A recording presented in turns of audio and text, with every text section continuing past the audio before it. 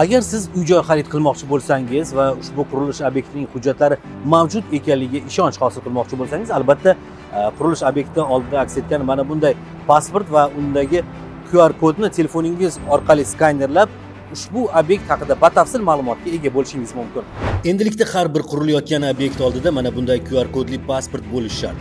Ushbu pasportda qurilishga taalluqli shaharsozlik hujjatlari, ya'ni tuman yoki shahar qurilish bo'limining bino va inshootni rekonstruksiya qilish hamda o'z hududida qo'shimcha bino va inshootni qurish ruxsatnoma bo'lishi yoki E-auksion yagona elektron savdo maydonchasida o'tkazilgan auksion natijalari haqidagi bayonnoma bo'lishi talab etiladi.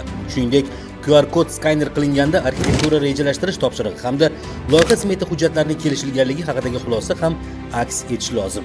Unutmang, shaharsozlik hujjatlarining ekspertizadan o'tkazilganligi to'g'risidagi ijobiy xulosa va qurilish montaj ishlarini boshlash uchun obyektni ro'yxatdan o'tkazilganligi haqidagi ko'chirma bilan ham tanishib chiqishingiz kerak. Yana ham aniqroq aytadigan bo'lsak, qurilishni joylashtirish, loyihani ishlab chiqish, tasdiqlangan loyiha va shaharsozlik hujjatlari ekspertizasi, hududiy inspeksiyalardan ro'yxatdan o'tgan vaqti, qurilishning boshlanish va tugallanish davri, qurilishda buyurtmachi, loyihachi va pudratchilar to'g'risidagi ma'lumotlar bo'lishi talab qilinadi. Obyektning qonuniy ekanligini bilish uchun yana bir qulaylik. Siz gshk.shaffofqurilish.uz ilovasiga kirib, xaritadan o'zingizga kerak bo'lgan obyekt qurilishi haqida ma'lumot olishingiz mumkin. Agar ushbu obyekt xaritada aks etmasa, bilingki, mazkur qurilish belgilangan tartibda amalga oshirilmayotgan bo'ladi. Uy-joy xarid qilishda ushbu ko'rsatmalarga amal qilish va videoni saqlab qo'yish foydadan xoli bo'lmaydi.